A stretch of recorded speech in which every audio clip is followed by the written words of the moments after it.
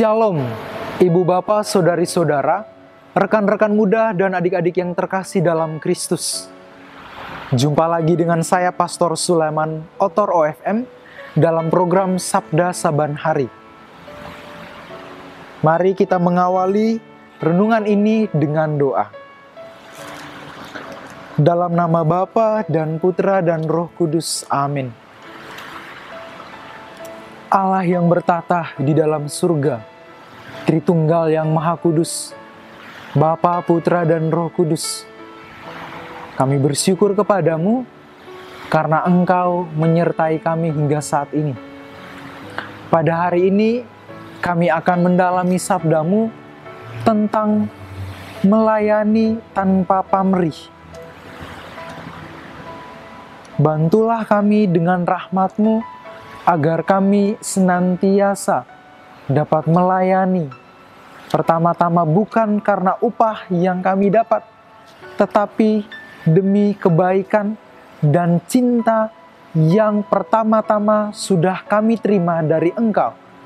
Dan Engkau sendirilah yang bekerja di dalam diri kami untuk membagikan rahmat-Mu secara cuma-cuma kepada segala makhluk. Engkau kami puji kini dan sepanjang segala masa. Amin. Dalam nama Bapa dan Putra dan Roh Kudus. Amin.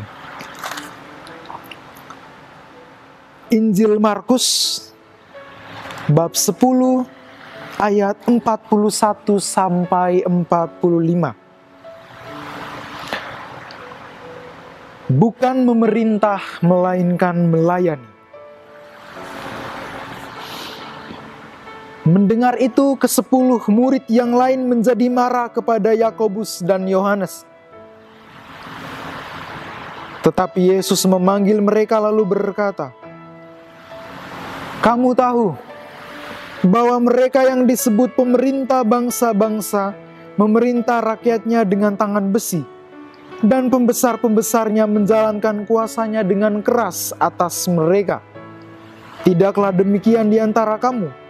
Barang siapa ingin menjadi besar di antara kamu, hendaklah ia menjadi pelayanmu. Dan barang siapa ingin menjadi yang terkemuka di antara kamu, hendaklah ia menjadi hamba untuk semuanya. Karena Anak Manusia juga datang bukan untuk dilayani, melainkan untuk melayani, dan untuk memberikan nyawanya menjadi tebusan bagi banyak orang." Demikianlah sabda Tuhan. Terpujilah Kristus. Saudari-saudara yang terkasih, saya ingat dengan seorang provinsial OFM. Lebih tepatnya, mantan provinsial OFM yang kini sudah menjadi uskup di salah satu keuskupan di Indonesia. Dia dikenal sebagai seorang pribadi yang rendah hati. Saya ingat perjumpaan pertama itu di postulat OFM Jogja tahun 2010. Ketika dia tiba di Biara sebagai provinsial, dan pada saat itu kebetulan banget saya ada di situ, saya mendekati beliau dan saya langsung mengambil tasnya, kopernya. Tapi dia mengatakan, "Oh, tidak perlu, saya bisa sendiri." Demikian juga ketika saya hidup satu komunitas dengan dia setelah makan, biasanya kita yang muda-muda ya di mana-mana budaya kita juga mengumpulkan piring kotor dari saudara-saudara, kemudian kita mencuci. Dia selalu menyediakan dirinya untuk mencuci piring bersama kita ya. Waktu itu saya masih saudara muda. Demikian juga ketika hidup di komunitas dalam doa bersama, dia tidak sungkan-sungkan untuk mengambil alih tugas saudara-saudara muda. Demikian pula dalam tugas pelayanan di rumah singgah, waktu dia menjadi magister, cerita dari saudara yang lain, dia bahkan menawarkan diri untuk mengganti tugas saudara muda kalau ada yang berhalangan ya untuk berjaga di rumah singgah. Ini adalah suatu spiritualitas pemimpin yang mau melayani. Sebagai orang Timur, sebagai orang-orang Indonesia, kita tahulah bahwa kita punya semboyan bersama. Yang muda harus menghormati yang tua harus mengasihi yang muda. Tetapi kita semua harus saling melayani. Hal ini juga kita bisa lihat dalam kehidupan berkeluarga. Ayah adalah kepala keluarga, tetapi dia menjadi tulang punggung yang menafkahi keluarga. Istri melayani ayah dan anak-anak,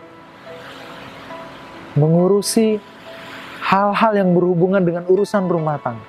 Demikian juga anak diminta untuk patuh kepada orang tua. Masalahnya adalah kita sekarang hidup di zaman yang berbeda, makin modern, di mana tugas-tugas itu tidak lagi ajak, di mana tugas-tugas itu menjadi fleksibel. Ayah bisa menjalankan peran ibu bisa menjalankan peran ayah, bahkan anak-anak yang kecil pun juga diajari untuk mencari nafkah. Di dalam kehidupan yang seperti ini, pertanyaannya adalah, di manakah saya dan apa yang harus saya lakukan? Hal yang paling kita butuhkan di dalam spirit pelayanan adalah kerendahan hati. Apapun tugas kita, apapun peran kita, intinya adalah kita menjalani itu semua dengan kerendahan hati. Karena dengan rendah hati, membantu kita untuk menjadi lebih tulus. Sebab tugas yang kita lakukan karena keterpaksaan hanya akan membawa ketidaksukaan, hanya akan membawa sikap yang mut-mutan, dan akhirnya kita bisa saja menjadi malas dan tidak bersuka cita. Semoga kita semua mau melayani dari kerendahan hati yang membuahkan ketulusan dan sukacita bukan hanya untuk kita, tetapi kepada siapapun yang kita layani. Tuhan memberkati, kita mohon bimbingan dan rahmat Tuhan. Tuhan sertamu dan sertamu juga.